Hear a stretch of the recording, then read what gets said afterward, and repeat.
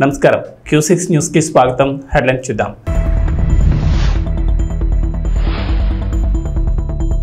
ఏపీలో 14 మంది స్వతంత్ర అభ్యర్థులకు గాజు గ్లాసు గుర్తు.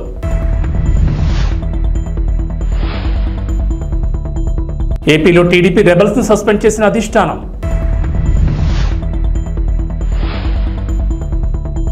కేంద్రంలో సంకీర్ణ ప్రభుత్వం రాబోతోంది. కేసీఆర్ నామినేషన్ల ఉపసంహరణ పూర్తయిన తర్వాత పోటీలో ఉన్న అభ్యర్థులకు గుర్తుల కేటాయింపు జరిగింది. గాజు గ్లాస్ గుర్తు కూటమి అభ్యర్థులను టెన్షన్ పెడుతోంది. మచిలీపట్నం, జగ్గైపేట నియోజకవర్గాల్లో స్వతంత్ర అభ్యర్థులకు గాజు గ్లాస్ గుర్తును ఎన్నికల అధికారులు కేటాయించారు. గాజు గ్లాస్ గుర్తు ఫ్రీ సింబల్ గా గుర్తించడంతో ఇండిపెండెంట్ అభ్యర్థులకు గాజు గ్లాస్ గుర్తును కేటాయిస్తున్నారు. విజయవాడ పార్లమెంట్ పరిధిలో నవతరం పార్టీ అభ్యర్థి కూడా గాజు గ్లాస్ గుర్తు కేటాయించారు. ఇది కూటమి అభ్యర్థులకు ఇబ్బందిగా మారింది. అయితే గాజు గ్లాస్ గుర్తును జనసేన పోటీ చేసే స్థానంలో కాకుండా మిగిలిన చోట్ల కేటాయించొద్దంటూ ఎన్నికల కమిషన్కు జనసేన పార్టీ విజ్ఞప్తి చేసింది. అయితే రాష్ట్రంలో దాదాపు 25 నియోజకవర్గాల్లో స్వతంత్ర అభ్యర్థులకు గాజు గ్లాస్ గుర్తును కేటాయిస్తూ రిటర్నింగ్ అధికారులు కేటాయించడం ఇప్పుడు టెన్షన్ పెడుతోంది. రిటర్నింగ్ అధికారులను స్వతంత్ర అభ్యర్థులు తమకు గాజు గ్లాస్ గుర్తును కేటాయించాల్సిందిగా కోరడంతో వారికి ఆ గుర్తును కేటాయించినట్లు తెలిసింది.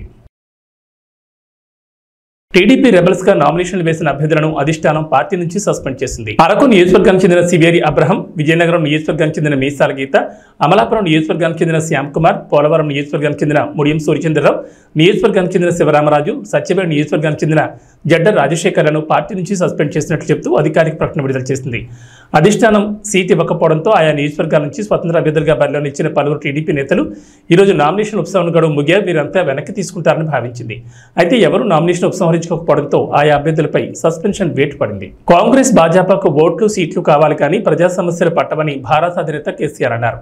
ఖమ్మంలో నిర్వహించిన రోడ్ షోలో ఆయన పాల్గొని మాట్లాడారు. కేంద్రంలో భాజపాకు 200 సీట్లు కూడా రావని చెప్పారు. కేంద్రంలో సంకీర్ణ ప్రభుత్వం రాబోతోందని, లోక్సభ ఎన్నికల్లో భారతకు 12 సీట్లు వస్తాయని ధీమా వ్యక్తం చేశారు. సంకీర్ణ ప్రభుత్వంలో నామా కేంద్ర మంత్రి అవుతారని చెప్పారు. మాట చెప్పారు.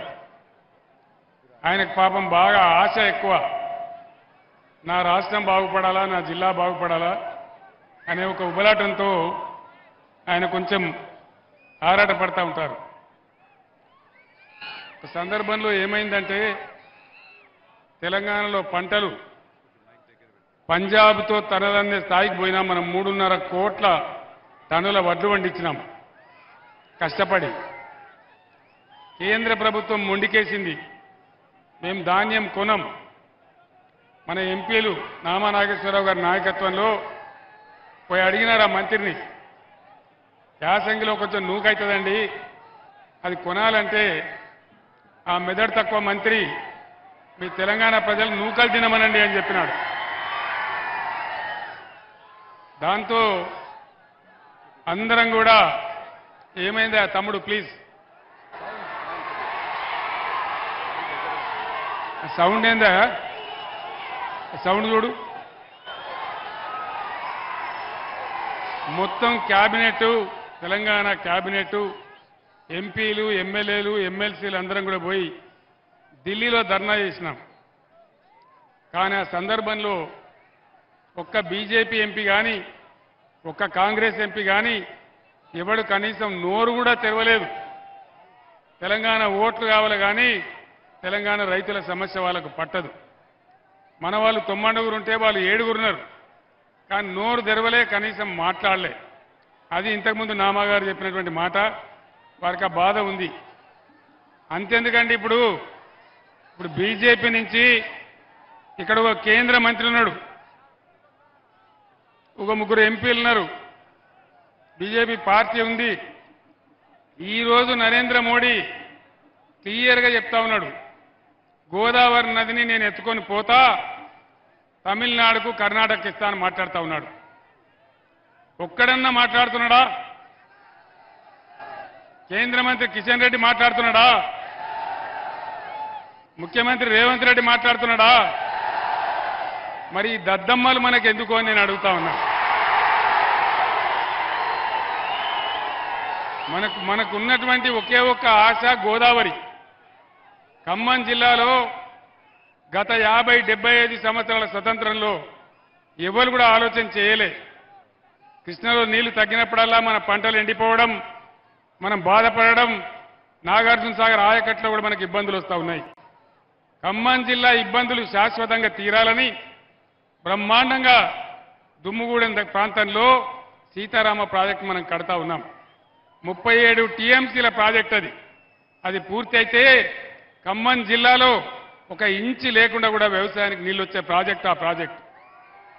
మరి పైన ఇచ్చంపల్లి దగ్గర ప్రాజెక్టు కట్టి నేను కర్ణాటకకు తమిళనాడు నీళ్లు తీసుకొని పోతా అంటే ఎందుకు వీళ్ళు మాట్లాడడం లేదు?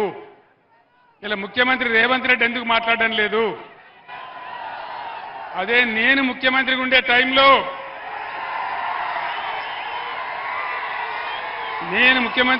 టైంలో నరేంద్ర మోడీ గారు ఇదే ప్రతిపాదన తెచ్చిండు. నేను చెప్పిన ఎట్టి పరిస్థితులలో మా రాష్ట్రానికి వచ్చే నీళ్ల లెక్క తేల్చేదాకా, మా వాటా మాకు అక్కడ పెట్టేదాకా నా తల తెగిపడ్డా సరే నేను ఒప్పుకోను అని చెప్పిన. అది బీఆర్ఎస్ పార్టీ పాలసీ. మరి వీళ్ళకి ఓట్లు కావాలా, సీట్లు కావాలా, కేంద్ర మంత్రులు కావాలా? కానీ మన సమస్యలు, మన ప్రధానమైనటువంటి సమస్యలు, మన నీళ్లు, మన పంటలు, మన రైతులు వీళ్ళకి పట్టదు. నేను ఒక్కటే మాట మీకు మనవి చేస్తా ఉన్నా. కేంద్రంలో బీజేపీ 400 సీట్లు, 370 సీట్లు గోవిందా, ఏం వస్తలేవు. 200 కూడా దాటే పరిస్థితి లేదనేది మొత్తం యావత్ ప్రపంచం కోడై కూస్తా ఉన్నది. నేను మీకు ఒక మంచి మాట చెప్తా ఉన్నా. ఈసారి రాష్ట్రంలో ఇప్పుడు నేను ఎక్కడికి పోయినా ఇవాళ 6వ రోజు, ఎక్కడికి పోయినా ఇదే పద్ధతిలో ప్రజలు బ్రహ్మరథం పడతా ఉన్నారు. దాదాపు 12 పార్లమెంట్ సీట్లు మనం గెలవబోతా ఉన్నాం.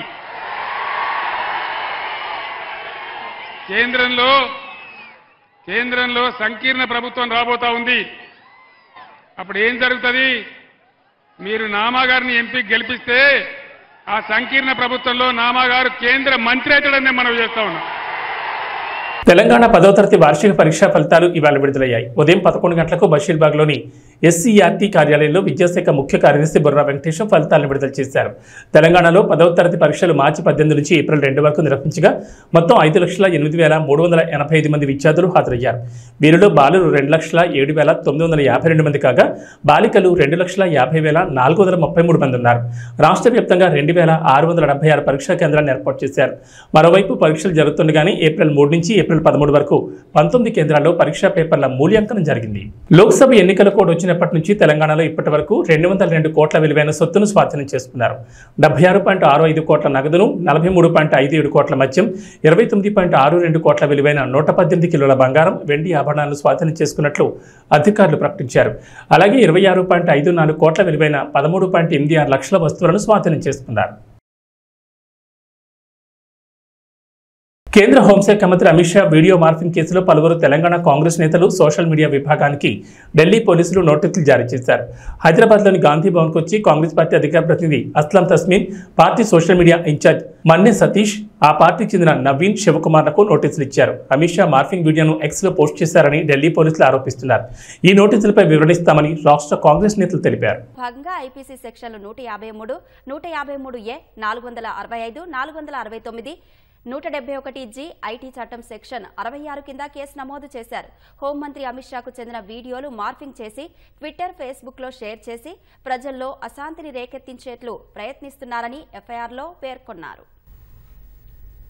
ఢిల్లీ పోలీసులమని చెప్పి నీరజ్ చౌదరి ఇన్స్పెక్టర్ గారు వచ్చేసి మనకి మన్నె సతీష్, శివకుమార్, అస్మా తస్లీమా అనే ముగ్గురికి 91 సిఆర్పిసి కింద కొంత సమాచారాన్ని అందజేయవలసిందిగా ఒక కేసుకు సంబంధించినటువంటి నోటీసు ఉన్నది తీసుకోవాలని చెప్తే కాంగ్రెస్ పార్టీ లీగల్ అడ్వైజర్గా, లీగల్ కౌన్సిల్గా, స్పోక్స్ పర్సన్గా నేను వాళ్ళ తరఫున నోటీసుని తీసుకోవడం జరిగింది.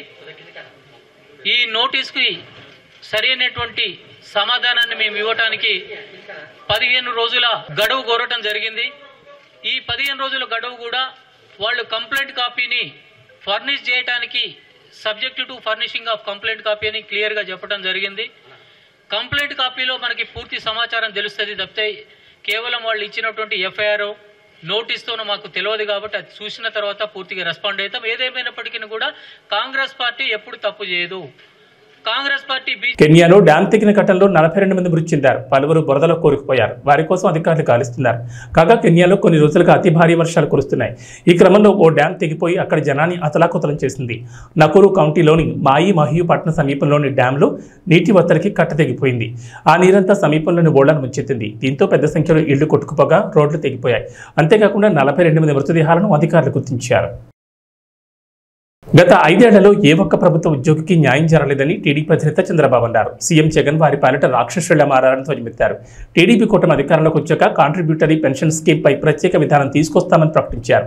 ఉద్యోగులకు న్యాయం చేస్తామని, పీఆర్సీ పింఛన్ సకాలంలో ఇచ్చి అండగా ఉంటామని వెల్లడించారు. ప్రజాకాలంలో భాగంగా సోమవారం నంద్యాల జిల్లా డోన్ నందికొట్కూరులో జరిగిన భారీ బహిరంగ సభలో ఆయన ప్రసంగించారు. 5 ఏళ్లుగా సచివాలయానికి వెళ్లిన సీఎం 5 ఏళ్లలో ఒక్క పత్రికా సమావేశం కూడా నిర్వహించిన సీఎం జగన్ తప్ప దేశంలో మరెవరూ లేరన్నారు. సొంత ప్రయోజనాల కోసం కేబినెట్ ను పెట్టుకుని పరిపాలన సాగిస్తున్నాడన్నారు. ఏం తమ్ముళ్ళు హుషారుగా ఉన్నారా?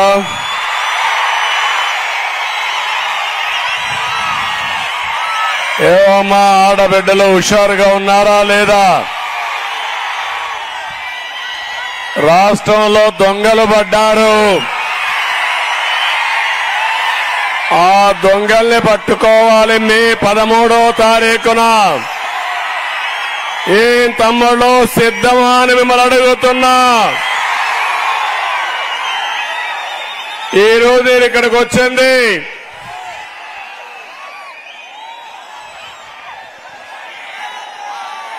డోన్ ఎమ్మెల్యేగా సూర్యప్రకాష్ రెడ్డి గారిని గెలిపించమని మిమ్మల్ని కోరడానికి వచ్చాను. ఇంకో పక్క పార్లమెంట్ అభ్యర్థిగా శబరిని గారు గెలిపించమని మిమ్మల్ని కోరడానికి వచ్చాను. ఎన్నోసార్లు ఇక్కడికి వచ్చారు కానీ ఈ రోజు డోన్ అదిరిపోతా ఉంది. డోన్ లో సీన్ మారిపోయింది. పిట్టకథ మంత్రులకి, కట్టుకథ నేతలకి కాలం చెల్లదు. వారికి రాజకీయ సన్యాసం తప్పదు. ఇక్కడ హరికథ చెప్తాడు ఒక మంత్రి. ఆ మంత్రి వల్ల మీకు లాభమా తమ్ముళ్ళు అని అడుగుతున్నా.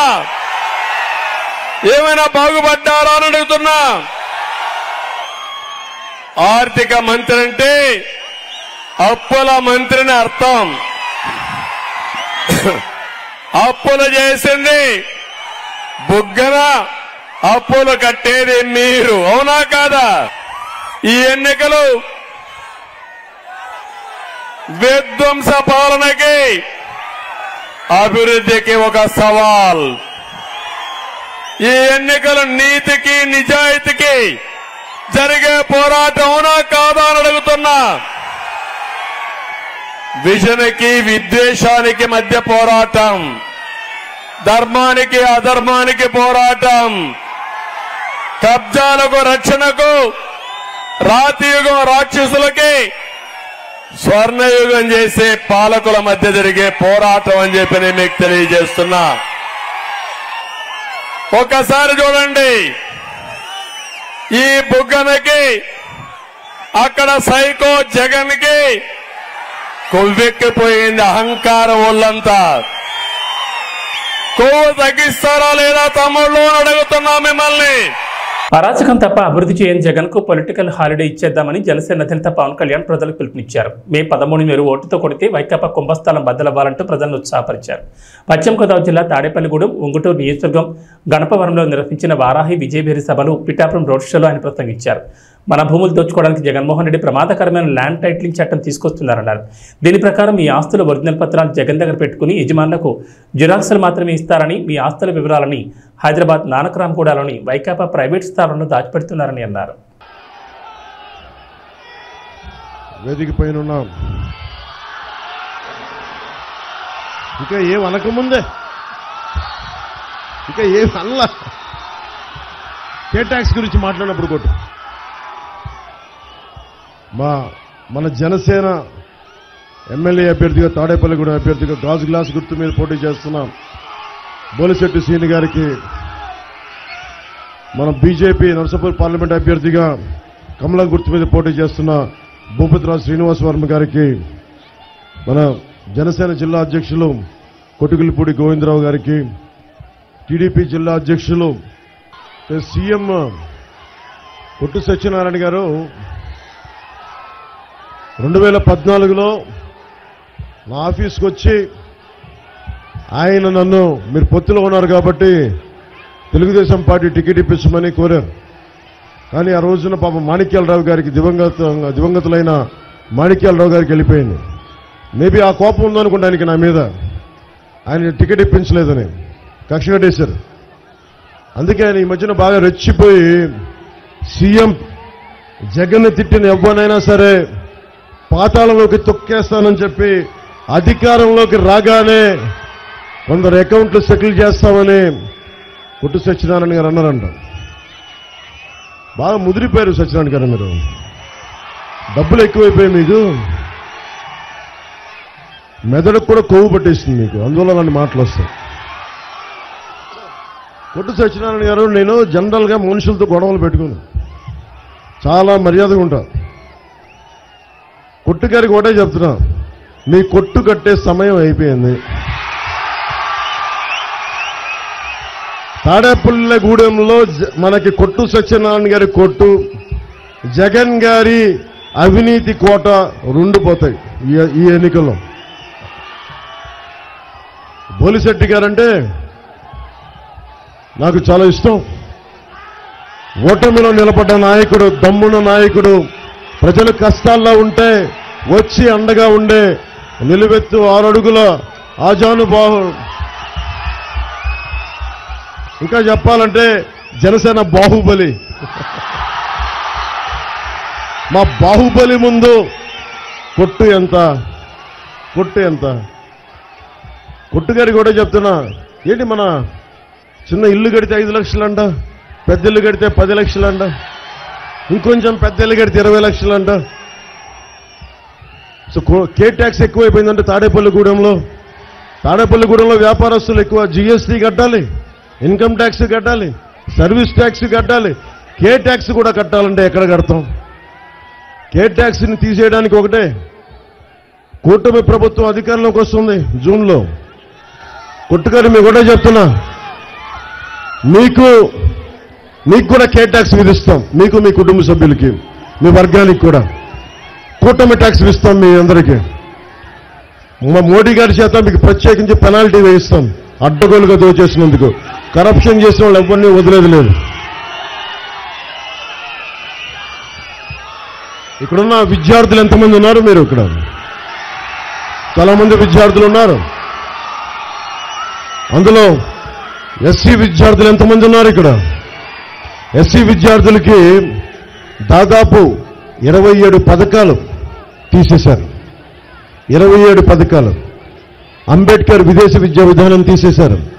27 దళిత పథకాలు తీసేశారు. ఇక్కడున్న విద్యార్థులకి మీకు ఫీజు రీయింబర్స్మెంట్ జరిగిందా? మీకు ఫీజు రీయింబర్స్మెంట్ జరిగిందా? మీకు ఫీజు రీయింబర్స్మెంట్ ఇవ్వరు, కానీ కొట్టు ట్యాక్స్ అయితే విధిస్తారు మనకి. పట్నంలోని రేపల్లె బస్టాండ్ వద్ద నిర్వహించిన సభలో సీఎం జగన్ పొన్నూరు నియోజకవర్గ అభివృద్ధి సమస్యలపై స్పందించకపోవడంపై ప్రజలు నిరాశ చెందారు. కూటమి నాయకులపై అవే మాటలు, అవే విమర్శలతో సరిపెట్టారు. సీఎం ప్రసంగంలో పసలేకపోవడంతో జనాన్ని ఆకట్టుకోలేకపోయారు. రాష్ట్ర రాజకీయాలపై ఆయన ఎక్కువసేపు మాట్లాడారు. సీఎం వేదికకు రాకముందే పార్లమెంట్, అసెంబ్లీ అభ్యర్థులు ప్రసంగించారు. గుంటూరు పార్లమెంట్ వైకాపా అభ్యర్థి కెలారి వెంకట్రోసే మాట్లాడుతూ తమ హయాంలో పేదల కోసం అనేక సంక్షేమ పథకాలు, అభివృద్ధి కార్యక్రమాలు నిర్వహించామని పేర్కొన్నారు. పొన్నూరు నియోజకవర్గంలో ప్రధాన సమస్యలను పరిష్కరించామన్నారు. పొన్నూరు అసెంబ్లీ వైకాపా అభ్యర్థి అంబటి మురళీకృష్ణ మాట్లాడుతూ మాజీ ఎమ్మెల్యే థోడిపాటి నరేంద్ర కుమార్ నియోజకవర్గ అభివృద్ధికి చేసింది ఏమీ లేదన్నారు.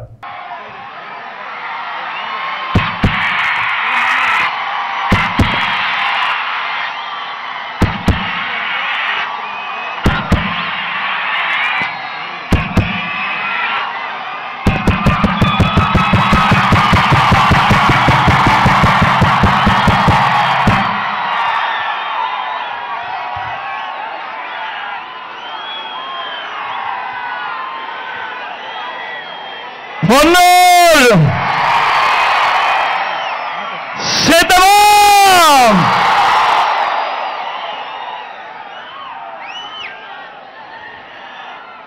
ఇంత మండుటెండలో కూడా ఇంతటి అభిమానం చూపిస్తూ చిక్కటి చిరునవ్వుల మధ్య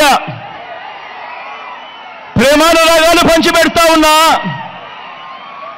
నా ప్రతి అక్కకు, నా ప్రతి చెల్లెమ్మకు,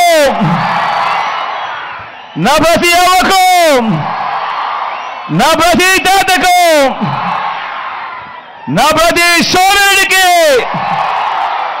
నా ప్రతి స్నేహితుడికి ముందుగా మీ జగన్, మీ బిడ్డ రెండు చేతులు జోడించి పేరు పేరున హృదయపూర్వకంగా కృతజ్ఞతలు తెలుపుకుంటా ఉన్నాడు మీ బిడ్డ.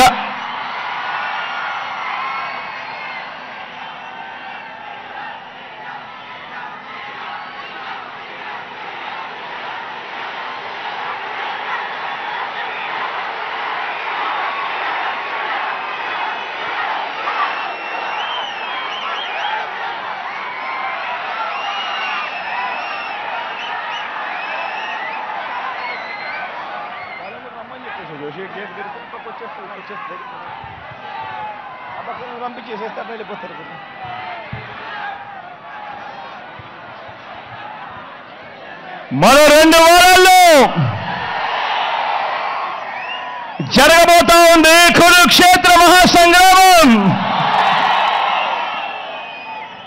ఈ యుద్ధంలో అటువైపున ఉన్నది కౌరవ సైన్యం, దుష్ట చతుష్టయం. అటు గతంలో వాళ్ళు ప్రభుత్వంలో ఉన్నప్పుడు అందరినీ మోసం చేసిన చరిత్ర ఆ కూటమిది.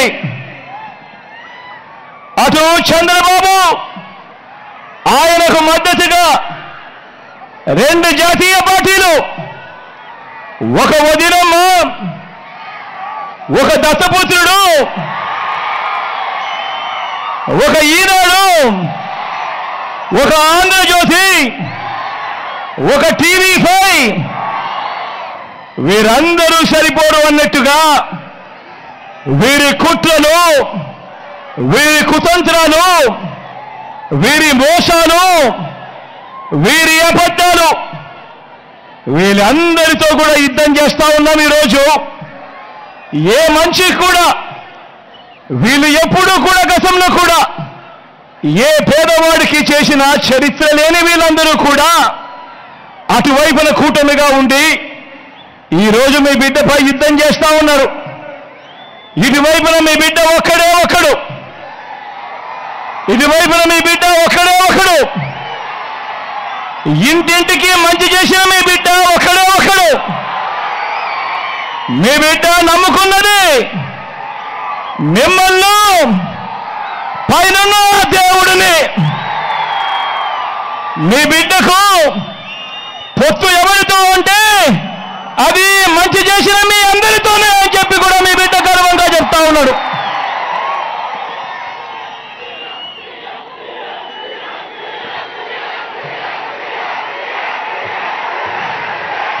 వేస్తూ ఇంటింటి ఒక్క అవకాశం అంటూ గద్దెనెక్కిన జగన్మోహన్ రెడ్డి రాష్ట్ర ప్రగతిని గోతులో పాతిపెట్టాడు. లక్షల కోట్ల హాంఫాట్ చేసి రాష్ట్ర ప్రజల నెత్తిన అప్పుల భారం మోపాడు.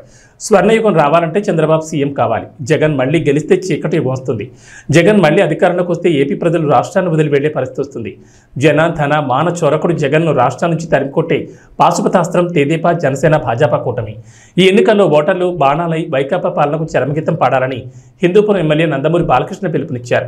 బాలకృష్ణ సోమవారం రాత్రి చేపట్టిన స్వర్ణాంధ్ర సాకార యాత్రకు చిత్తూరు, బంగారుపాళ్యంలో అపూర్వ స్పందన దక్కింది. చిత్తూరు బైపాస్ రోడ్ నుంచి సంతపేట మీదుగా గాంధీ విగ్రహ కూడలి వరకు పసుపు దళం బాలకృష్ణకు జైజైలు పలికాయి. ఈ సందర్భంగా ప్రజలను ఉద్దేశించి బాలకృష్ణ మాట్లాడారు. చిత్తూరు ప్రజలందరికీ, పురవాసులకు, అలాగే రూరల్ మరి ముడిపాల నుంచి తరలి వచ్చిన అశేష ఈ జల సముద్రానికి, ఈ జల సందోహానికి, ఈ యొక్క రణగుణ ధ్వనికి, అలాగే హారతనిస్తూ తెలుగుదేశం పార్టీ విజయానికి నీరాజనాలు అర్పిస్తున్న తెలుగింటి ఆడపడుచులకు, యువతరానికి ప్రతినిధులు, యువతరానికి నాయకులు, భావితరానికి భారతదేశ మహాశక్తి అయిన యువతరానికి, తెలుగుదేశం పార్టీ నాయకులకు, కార్యకర్తలకు, ఎవడైనా దిగు దిగు దిగు బాబు, అలాగే జనసేన కార్యకర్తలకు, నాయకులకు, అలాగే బీజేపీ నాయకులకు, కార్యకర్తలకు, అలాగే ఇక్కడ ముస్లిం మైనారిటీ పెద్దలకు, ముత్తపల్లిలకు, అలాగే ముస్లిం సోదరిమణులకు, ఇమాంలకు, మౌజన్లకు అందరికీ ముందుగా నా హృదయపూర్వక నమస్కారాలు తెలియజేసుకుంటున్నాను. ఎక్కడ చూసినా శుభమయం ఏమిటో అంటే రుణానుబంధన రూపేణ అంటే భావసురాణి జన్మాంతర సౌహృదాన్ని అంటారు. అంటే ఒక మనిషి మీద ఉన్న పోయిన జన్మలో అనుబంధంతో, పరిచయంతో ఈ జన్మలో కొంతమందిని పొందగలుగుతాం ఆ వాసనతో. కానీ ఇన్ని లక్షల కోట్ల మంది జనం యొక్క అభిమానాన్ని పొందడం అంటే అది మీకు నాకు ఏ విడదీయలేని అనుబంధమో, ఏ రుణానుబంధమో, ఏ జన్మల అనుబంధమో కదా నాకు అనిపిస్తుంది. మరి పసుపు అంటే శుభానికి సూచకం, అలాగే పసుపు అంటే ఒక ఆనంద వేడుకకు ఆహ్వాన గీతం, అలాగే పసుపు అంటే మంచి ఆరోగ్యానికి ఒక గొప్ప ఆయుర్వేద ఔషధం, మన పసుపు అభివృద్ధికి ఒక నిర్వచనం, మన పసుపు సంక్షేమానికి ఒక నిదర్శనం, అలాగే మన పసుపు అభివృద్ధికి ఎగరేసిన కేతనం, అలాగే మన పసుపు ఆత్మ గౌరవానికి నిలువెత్తు రూపం, అలాగే మన పసుపు ఆత్మవిశ్వాసానికి నిజమైన సంతకం. మరి ఆనాడు రామారావు గారికి మనకి ఇచ్చేడిన ఒక ఆస్తి వ్యవస్థ మన తెలుగుదేశం పార్టీ. రాజకీయ పార్టీ అనే దానికంటే కూడా ఇది మనందరినీ ఒక వసుదైక కుటుంబంగా, ఒక ఉమ్మడి కుటుంబంగా కలిపిన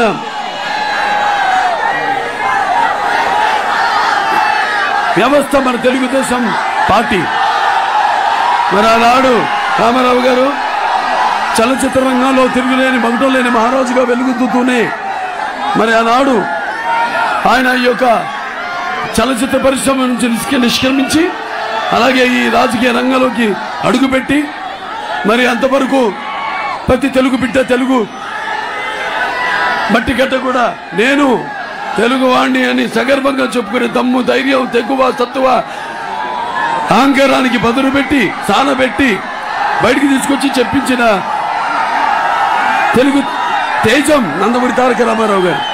అలాగే ప్రతి తెలుగు బిడ్డ బొట్టు ఉడక ముందే రాజకీయ అవగాహన, చైతన్యం తీసుకొచ్చిన ఒక తెలుగు మహనీయుడు మన ఎన్టీ రామారావు గారు. ఆయన రాజకీయాల్లోకి వచ్చాక ఆయన ప్రవేశపెట్టిన పథకాలు ఎంతో సాహసోపేతమైనవి, అంతే అలాగే ఎంతో ఉపయోగకరమైనవి, సానుకూలమైనవి కూడా. ఎన్టీ రామారావు గారు రాజకీయాల్లోకి రాకముందు వచ్చిన తర్వాత ఆయన ప్రవేశపెట్టిన పథకాలు ప్రతి ఏ పార్టీ అధికారంలోకి వచ్చినా ఇక్కడే కాదు దేశవ్యాప్తంగా కూడా వాటిల్లో ప్రవేశపెట్టి అమలు చేస్తేనే తప్ప వాళ్ళకి భవిష్యత్తు లేదు.